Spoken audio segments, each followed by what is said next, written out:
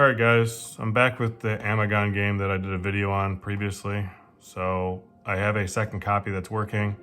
This is the copy that's not working. And what I want to do is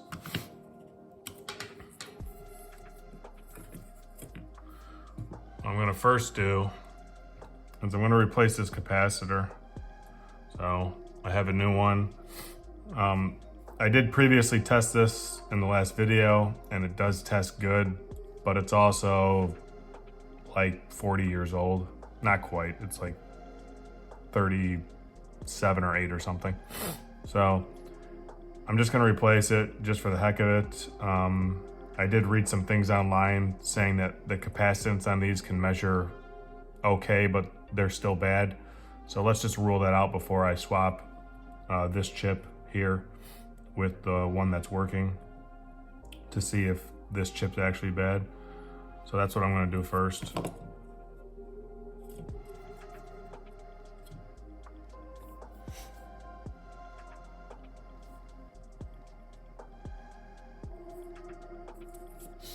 So let's grab some solder wick here.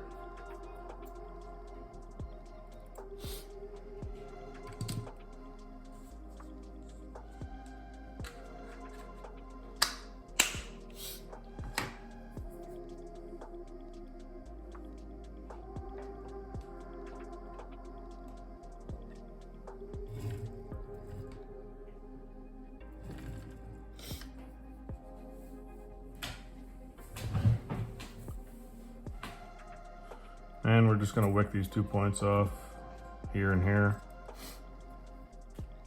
And we'll pull this capacitor out. All right, the other thing you can do is you can just wiggle this capacitor back and forth until the leads snap off and then do it that way, but I'm not gonna do it that way. I'm gonna suck the solder away from these leads and pull them out. Well, if I could find my, oh, there it is. I need my tweezers.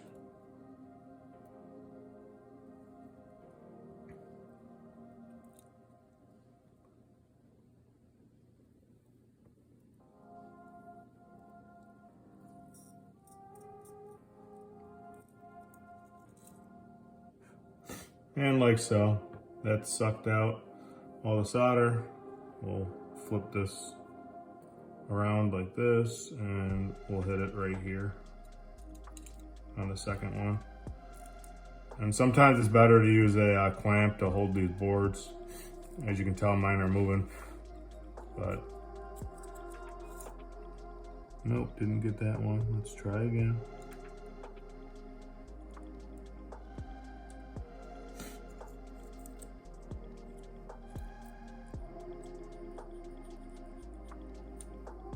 All right, we got it that time. And then we can flip this around and yep, that's what I thought. It's just gonna break loose because there's not enough solder holding it. And we can pull that out. So again, on new capacitors here, this longer leg is the positive side. It's also marked negative on the actual capacitor. It does matter for these games. Let's see if we can get a shot here. So there's the positive sign on the board. So we need positive on this side. Hope that makes sense. So we're just gonna take the positive side, which is the longer lead. We're gonna push it through. And then we're gonna get the negative lead through. And we need to leave some space to bend this over so it fits in the cartridge. Oh, actually, yeah, we do. I'm not gonna try and see if I can get this flat to the board. It's a bad idea. So what we're gonna do is pull this snug as you can pull it, and then just bend this over. And it doesn't have to be perfectly flat. And we're gonna turn it around. What I like to do is spread these leads out so it can't move. Well, it can still move, but it gives it some resistance. And then we're just gonna come in with some solder these in place, and then we're gonna snip the leads off.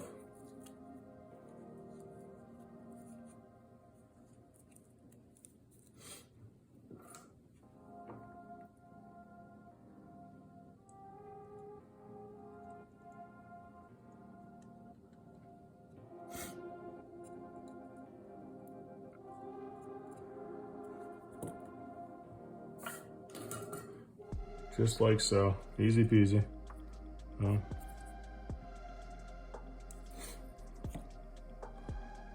And just take a pair of scissors and snip, snip.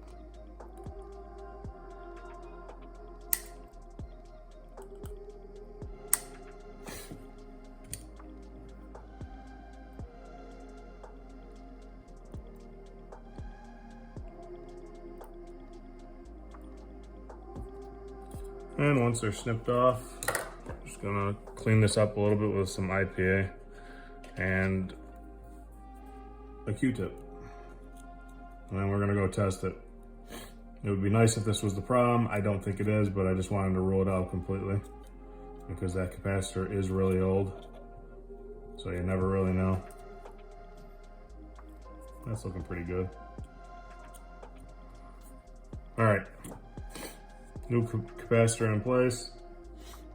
Let's head to the NES and test this out.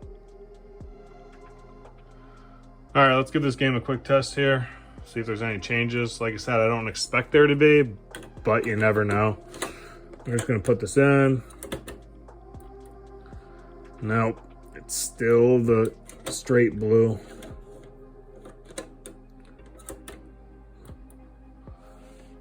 Yep. All right. Well, at least it rules out the capacitor. And yeah, it is old, but yep. All right. So here's the other one I got. This is the working one, which, as you can see, it starts up immediately. So let's get them both on the test bench and let's swap those chips around and see if the chip is what's burned out, because that's what I suspect it is. And if that's the case, then there's no fix for this without getting a replacement chip, which is fine. I just want to know what was wrong with it. All right, so this is the game that's not working, and this is the game that is working. So what I'm gonna do is I'm actually gonna mark the chip here with a piece of painter's tape, just so that we can't mess this up. So this is a chip I believe is bad. I'm gonna have to remove both of these chips from the board, and what I'm gonna do is take this working chip and put it on this board, because that'll tell me if something else is wrong with this. And if the game works, then we know this chip is bad. If the game doesn't work, then we'll test this chip on this board just to see if we can isolate where the problem is, but I'm pretty sure it's this chip. The other chip over here is, I think they call it a character chip. It has all the visuals on it, which could also be bad, but it's less likely to show a blue screen according to what I could find online and what I remember, where if this is an issue, it's gonna show a bunch of jumbled graphics that don't look correct. So unfortunately, in order for me to do this, I have to desolder all these pins, which sucks because I have to do it twice.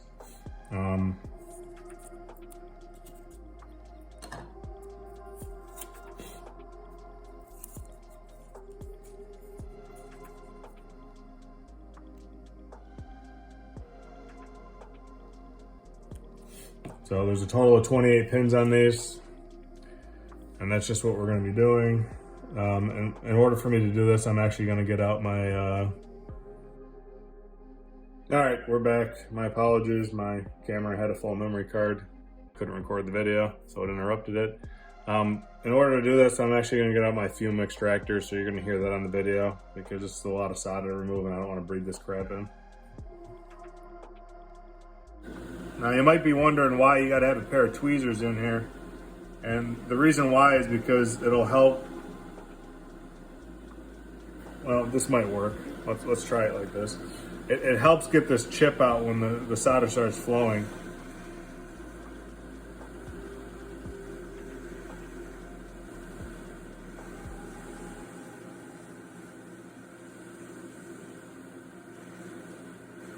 We just want to heat up this board, and this is a lot to heat up, so you might have to turn the hot air station up to like 425. because we don't want to cook the board here. We just want to heat up these components ASAP and be done with this.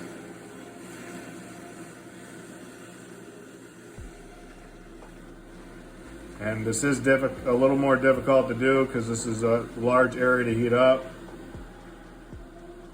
Okay, we can start. I don't know if you guys can even, yeah, I'm in the way. Here, you can see that this is starting to flow out. You can see my tweezers there dropping down. And that's because the solder is melting.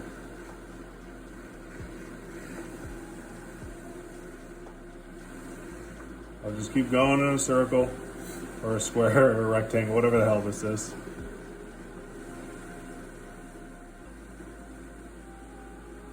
Oh, okay.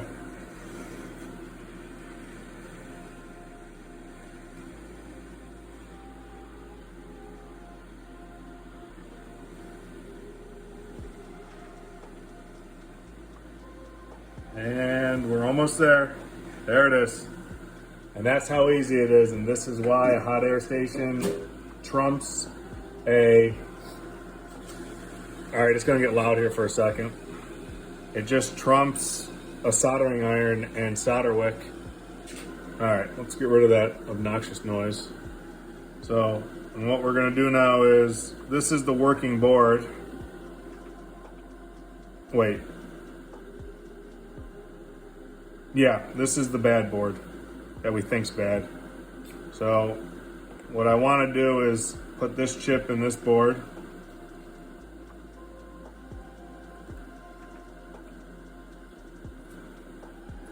And it fits nicely, and then I'm just going to solder this all into place, and we're going to go test this board and see if we have a working game now.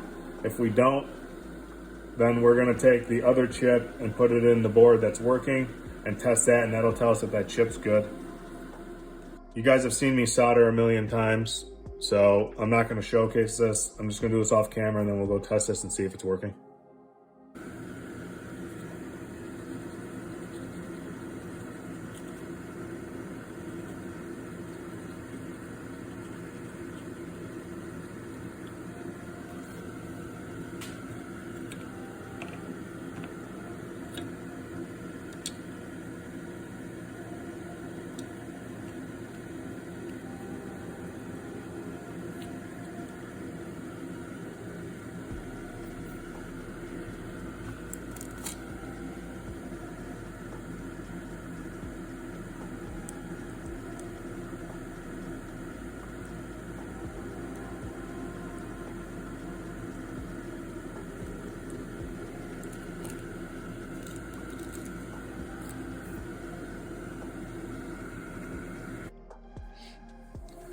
All right, we got the chip on the other game cart, which originally worked, so let's get this installed back into the jewel case or cart case, whatever this is called, and let's see if this works. So, all right, guys, got this chip installed. Let's see if it works.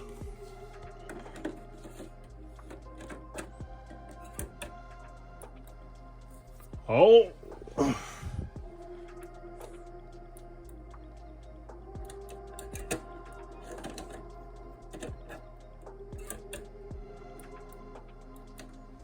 Oh, come on. We had something there for a second. We don't have a blue screen anymore. We just have... Let me move this closer to myself here. It's hard for me to film this and do this. It works. Okay. Well, the sound actually... Why does the sound so low?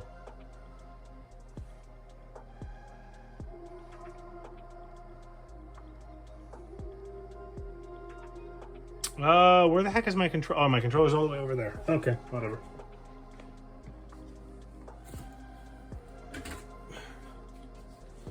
All right, let's see here. Oh, it's on a low volume. All right.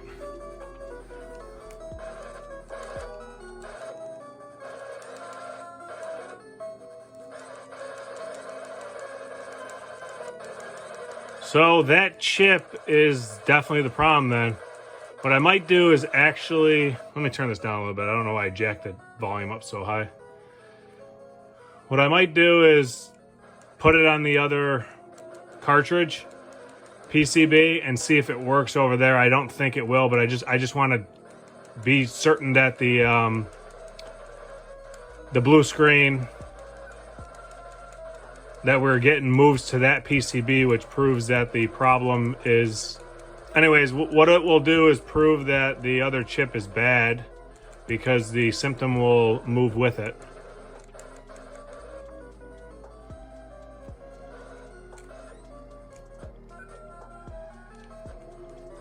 All right, let's see if this works.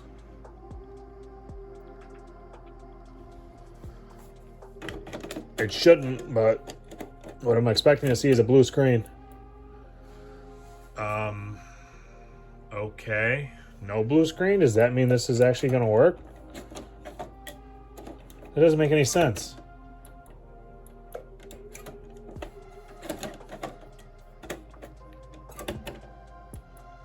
Oh, there's the blue screen. Okay, so as expected, the ROM chip is bad. Let's test it a few more times just for good measures. Hey, do you guys think I should blow on it? Maybe if I blow on it, it'll fix it. I'm just kidding. Yeah, it's weird. So this cartridge now gives me blue and purple screens. But the point is this was fully working before, and now it's not with that ROM chip. I didn't blow on it, guys.